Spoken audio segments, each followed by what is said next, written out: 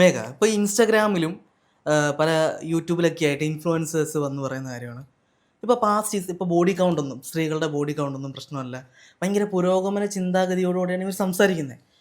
Past എങ്ങനെ വേണമെങ്കിലും ആയിക്കോട്ടെ, ഒരു പ്രശ്നവുമില്ല. പക്ഷേ കല്യാണം കഴിഞ്ഞാൽ ലോയലായിട്ടിരിക്കുക എന്നുള്ളതാണ്, അതാണ് വേണ്ടത്. ഇതിനകത്ത് എന്തെങ്കിലും ഒരു പ്രശ്നം തോന്നുന്നുണ്ടോ? എനിക്കതിൽ പ്രശ്നമൊന്നും തോന്നുന്നില്ല. ഇപ്പോൾ ഒരാളുടെ ഇപ്പോൾ ഇന്ന് ഞാൻ രഞ്ജിത്തിനെ പരിചയപ്പെടുന്നു. രഞ്ജിത്തിന്റെ ഇന്നലെ വരെ രഞ്ജിത്തിന് എന്തൊക്കെ റിലേഷൻഷിപ്പ് ഉണ്ടായിരുന്നു, രഞ്ജിത്തല്ല ഒരു പാർട്ണർ, ലൈക്ക് ഒരു പേഴ്സൺ, ഇന്നലെ വരെയൊക്കെ എത്ര റിലേഷൻഷിപ്പുകൾ ഉണ്ടായിരുന്നു, അതൊക്കെ കഴിഞ്ഞ കാര്യം. ഇന്ന് മുതൽ ഞാനുമായിട്ടൊരു എക്സ്ക്ലൂസീവ് റിലേഷൻഷിപ്പിലാകാൻ തീരുമാനിക്കുകയാണ്, 1-to-1 റിലേഷൻഷിപ്പിലാകാൻ തീരുമാനിക്കുകയാണെങ്കിൽ പിന്നെ മറ്റ് പാർട്ട്നേഴ്സ് ഉണ്ടാകാൻ പാടില്ല എന്നുള്ളത്. അത് പാടില്ല എന്നുള്ളത് തെറ്റുണ്ട്, അത് തെറ്റാണെന്ന് വിചാരിച്ചിട്ടാണോ? അതായത് ഇപ്പൊ നമ്മൾ ഒരു റിലേഷൻഷിപ്പിൽ ഇരിക്കുകയാണ്, അപ്പൊ വേറൊരു റിലേഷൻഷിപ്പ് ആ സമയം ഉണ്ടാവാൻ പാടില്ല, അപ്പൊ അത് തെറ്റാണെന്നുള്ളത് തെറ്റാണെന്നല്ല, എനിക്കത് അതിനോട് പൊരുത്തപ്പെടാൻ കഴിയില്ലായിരിക്കാം. ഇപ്പൊ തെറ്റല്ല എന്ന് പറഞ്ഞാല് ഒരാൾക്ക് മൾട്ടിപ്പിൾ പാർട്ട്നേഴ്സ് ഉണ്ടാകുന്നത് തെറ്റല്ല, അത് ഒരു തെറ്റുമില്ല. അതിൽ എന്താണ് തെറ്റുള്ളത്? തെറ്റില്ല. ഇപ്പൊ അങ്ങനെ ഒരു പാർട്ട്ണർ, ഇപ്പോൾ ഒരു ബോയ്, ആൾക്ക് മൾട്ടിപ്പിൾ പാർട്ട്നേഴ്സ് ഉണ്ടാകണം, അയാൾ അതുപോലെ അതേ മൈൻഡ് സെറ്റ് ഉള്ള ഒരു പെൺകുട്ടിയാണ് പരിചയപ്പെടുന്നതെങ്കിൽ അതിൽ തെറ്റില്ലല്ലോ. പിന്നെ ഈ പറഞ്ഞ രഞ്ജിത്ത് പറഞ്ഞ ബോഡി, ഇത് കൺഫ്യൂസിംഗ് ആണ്. ബോഡി കൗണ്ട് എന്ന് പറയുന്നത് ഒരാള് അറ്റ് എ ടൈം 4-5 പേരുമായിട്ട് റിലേഷൻഷിപ്പിലാവുമ്പോൾ ഉണ്ടാവുന്നതല്ല ബോഡി കൗണ്ട് എന്ന് പറയുന്നത്. ഇത് ഇങ്ങനെ കോൺസിക്യൂട്ടീവ് ആയിട്ട് സംഭവിച്ചതായിരിക്കാം. ഒരു റിലേഷൻഷിപ്പ് ഉണ്ടായി, അത് ബ്രേക്കപ്പ് ആയി, അടുത്ത റിലേഷൻഷിപ്പ് ഉണ്ടായി, ഇങ്ങനെയാവല്ലോ. ഞാൻ പറഞ്ഞ കാര്യം എന്താന്ന് വെച്ച് കഴിഞ്ഞാൽ, ഇപ്പൊ പുതിയ പുരോഗമനവാദികളായ ഇൻഫ്ലുവൻസേഴ്സ് ഒരുപാട് പേര് വന്ന് പറയുന്നുണ്ട്, ഇപ്പൊ പാസ്റ്റ് എങ്ങനെ ആയിക്കോട്ടെ, അവർക്ക് എത്ര ബോഡി കൗണ്ട് വേണമെങ്കിലും ഉണ്ടാവാം, കുഴപ്പമൊന്നുമില്ല. പക്ഷെ അത് കഴിഞ്ഞാൽ കല്യാണം കഴിഞ്ഞതിന് ശേഷം ലോയലായിട്ടിരിക്കണം, അത് മതി, അപ്പം ഞാൻ ലോയലായിരിക്കും, അതുവരെ ഞാൻ ഇങ്ങനെയൊക്കെ. അപ്പം അതെന്താ, അപ്പോൾ ഒരു വ്യക്തിയുടെ സ്വാതന്ത്ര്യം ഹനിക്കല്ലേ ചെയ്യുന്നത്? ഏതെങ്കിലും ഒന്നിലല്ലേ ഉറച്ചിരിക്കണം. അല്ല, അപ്പൊ അവര് തന്നെ പറയുന്നത് എന്തുവാ, ഇത് തെറ്റാണെന്നാണ് പറയുന്നത്. അത് തെറ്റാണെന്നല്ല, എനിക്ക് അതിനോട് താല്പര്യമില്ല എന്നുള്ളതാണ്. നിനക്കിപ്പോ ഈ പാർട്ട്ണറിന് തന്നെ, ഇപ്പൊ ഞാൻ പറഞ്ഞില്ലേ, ഒരു പാർട്ട്ണർ ഞാനുമായിട്ട് റിലേഷൻഷിപ്പിലാവാൻ ആഗ്രഹിക്കുന്നു, അയാൾക്ക് കുറെ ആൾക്കാരുമായിട്ട് ബന്ധമുണ്ടായിരുന്നു, അയാളുടെ ബോഡി കൗണ്ട് ഒരു 10-20 ആണെന്ന് വിചാരിക്കുക. അതുവരെയുള്ള കാര്യം അത് ഓക്കെ, നിങ്ങളുടെ പാസ്റ്റ്, നിങ്ങളുടെ ഇഷ്ടം. താങ്കൾക്ക് ഒരാളുമായിട്ട് നിൽക്കാൻ താല്പര്യമുണ്ടോ, പറ്റുമോ, ഞാൻ എന്നൊരു വ്യക്തിയിലേക്ക് നിൽക്കാൻ? ഇപ്പൊ ഞാനും താനുമായിട്ട് ഒരു 1-to-1 റിലേഷൻഷിപ്പാണ് ഞാൻ ഉദ്ദേശിക്കുന്നത്. അതിൽ തനിക്ക് മറ്റെൻസ് ഞാൻ ആഗ്രഹിക്കുന്നില്ല, എനിക്കും മറ്റെൻസ് ഉണ്ടാവില്ല, തനിക്കത് ഓക്കെ ആണോ എന്നാണ് ചോദിക്കുന്നത്. അയാൾക്കത് ഓക്കെ അല്ല, അയാൾക്ക് വേറെ റിലേഷൻഷിപ്പ് വേണമെങ്കിൽ അയാൾക്ക് പോകാം. എന്തുകൊണ്ടാണ് കല്യാണം കഴിഞ്ഞതിന് ശേഷം ഒരാൾ, കല്യാണം കഴിഞ്ഞു എന്നല്ല, ലൈക്ക് ഒരു റിലേഷൻഷിപ്പ് സ്റ്റാർട്ട് ചെയ്യുമ്പോൾ, അതാണ് അവർ ഉദ്ദേശിച്ചത്, അവർ പറഞ്ഞതാണ്. ഇതൊരു ഒരു പർട്ടിക്കുലർ ഇൻഫ്ലുവൻസർ പറഞ്ഞ കാര്യമാണ്. ഇപ്പം ഞാൻ എന്താ പേരെടുത്ത് പറയാത്തതെന്ന് വെച്ച് കഴിഞ്ഞാൽ, ഇനി വല്ല കോപ്പിറൈറ്റ് സ്ട്രൈക്കോ വല്ലതും തന്നു കഴിഞ്ഞാൽ അതിന്റെ ആവശ്യമില്ലെന്ന് വിചാരിച്ചിട്ട്.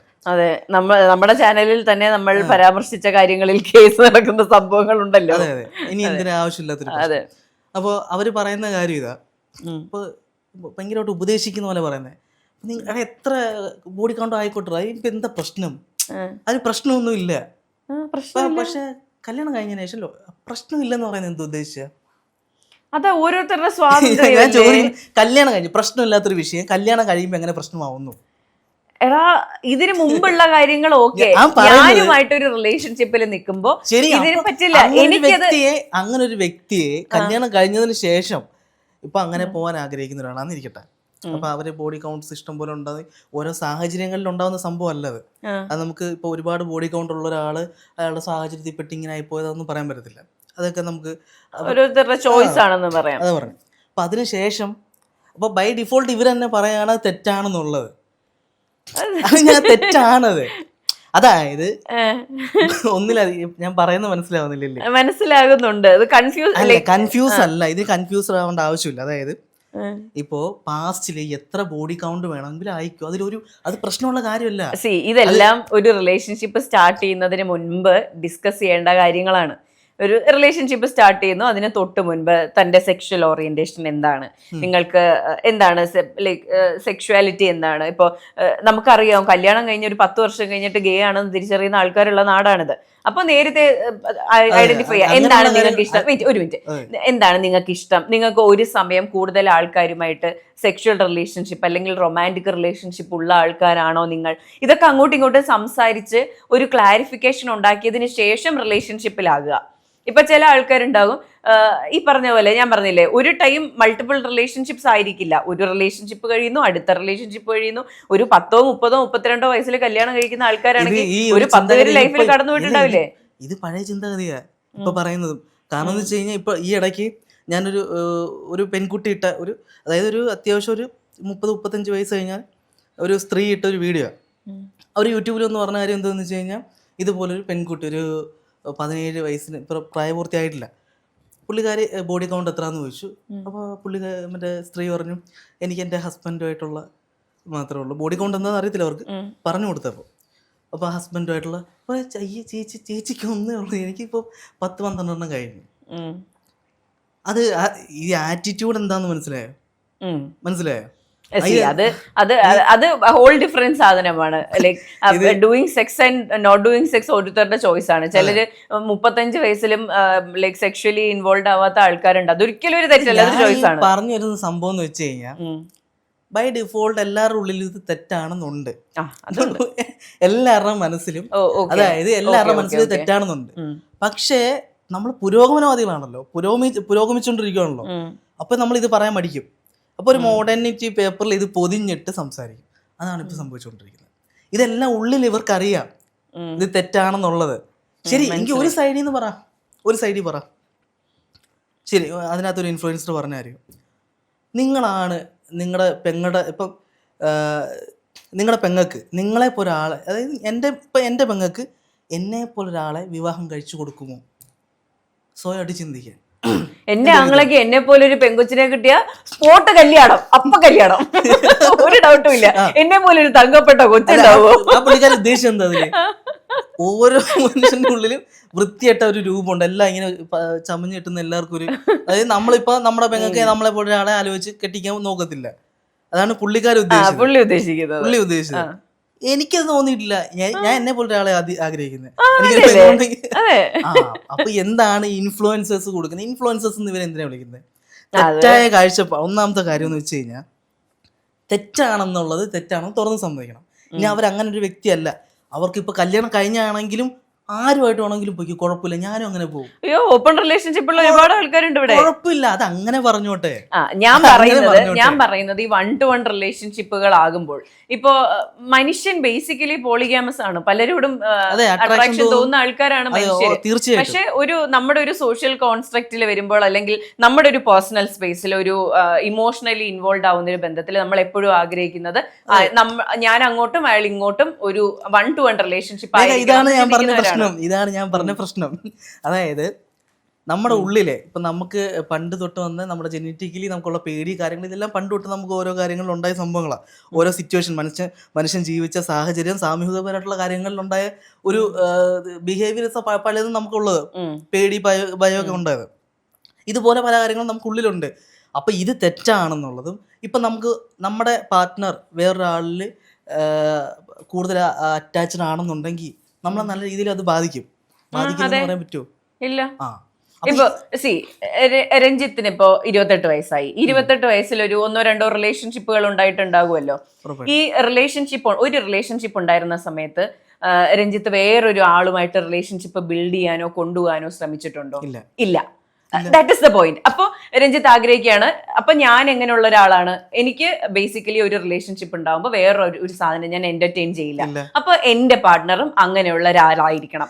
എന്നെ പരിചയപ്പെടുന്നതിന് മുൻപ് നിനക്ക് എത്ര ബന്ധങ്ങളോ ഉണ്ടായിക്കോ, പക്ഷേ തുറന്നു പറയുന്നില്ല. ഇത് അങ്ങനല്ല. ഇതിന്റെ ഈ അതായത് ഇപ്പൊ ധരിച്ചത് ഞാൻ പറഞ്ഞത് വേറെ.